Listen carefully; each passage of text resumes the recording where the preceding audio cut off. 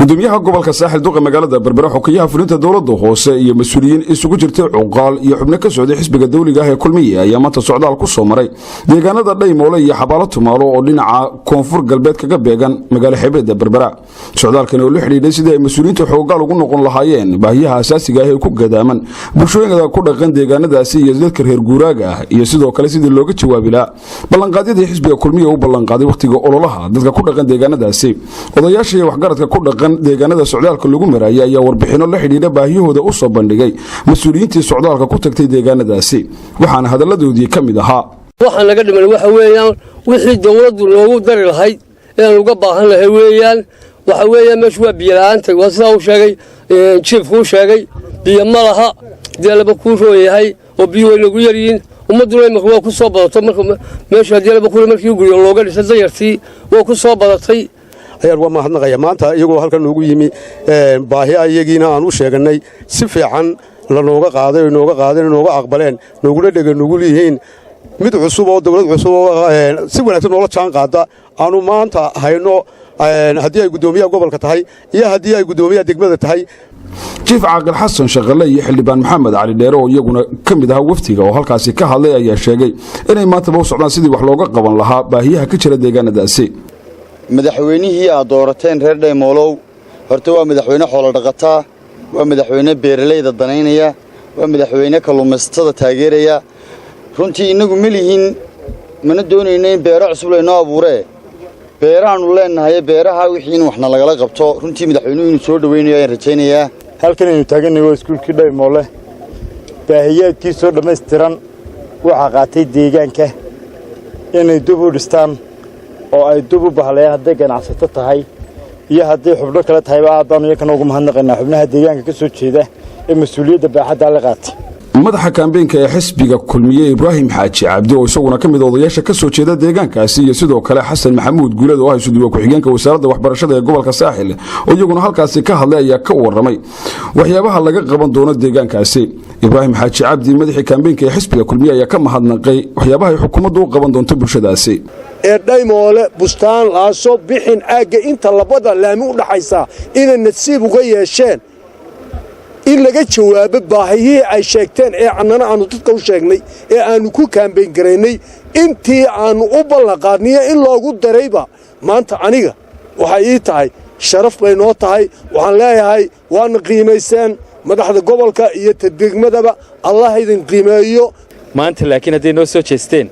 oo ay diyaar noola yihiin inay iskuulkii nala dhisaan nala garab istaagaan na dhinac taagnaadaan waa ilaahay mahadii annaguna dadaaladii aanu wadnay waannu sii labanlaabaynaa iyadoo aanu helay gacan noo dhow oo sannadahan dambeba wax nala qabata oo ah meeyarka magaalada berbera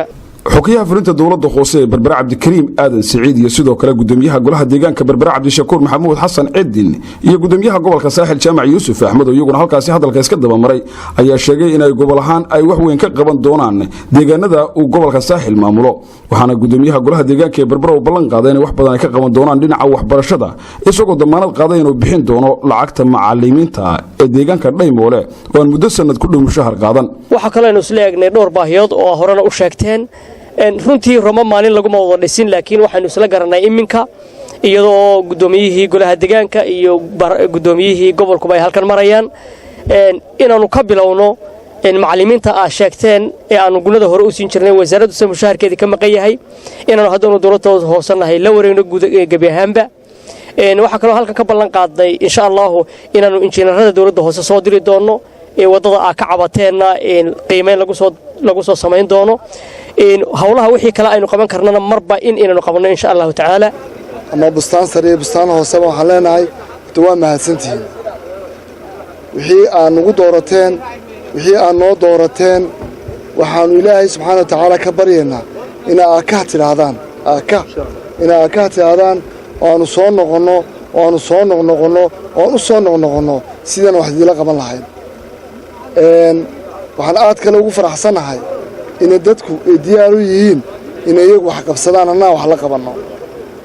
dadku waxay durtaba ay ballan qaadeen annana aanu ballan qaadnay iskuulkan inaanu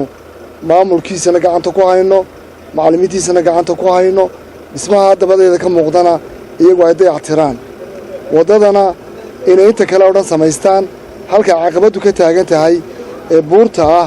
ee aanay muruqooda iyo maalkooda midna waxba ka jaraynaa inaannu ka dulqaadno aanu ka bannino insha allahu tacaala marka hore asalaamu calaykum waraxmatullaahi wabarakaat aniga oo ka wakiila madaxweynaha jamhuuriyadda somalilan oo uga wakiila gobolka saaxil maalin waxay ahayd codka nasiiya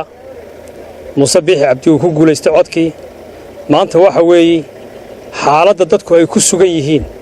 iyo ballanqaadkii uu madaxweynuhu ballan qaaday inuu xoogga saari doono beeraha biyaha waxbarashada iyo caafimaadkaba inaan tii u dhabagalnoon halka hoose ka soo bilowno hayr tuulo hadday tahay guddoomiye degmad hadday tahay iyo dhammaanba aanu ka soo bilowno oon soo waraysanno deegaanadan aanu saaka socdaalka ku marinaya dadku waxay inta badan ay ka cabanayeen sidii wax looga qaban lahaa dhinaca waxbarashada biyaha iyo sidoo kale waddo isku xidha deegaanka Dhaymoole iyo gobolka Saaxil taasoo ay mas'uuliyiinta u soo jeediyeen in ay wax ka qabtaan maamulka ka socday gobolka Saaxil iyo degmada Berbera iyaguna ballan qaaday in sida ugu dhaqsaha badan wixii karaankooda ay ka qaban doonaan deegaankaasi Mukhtaar Cabdiraxmaan Maxamuud telefishinka qaranka Somaliland Berbera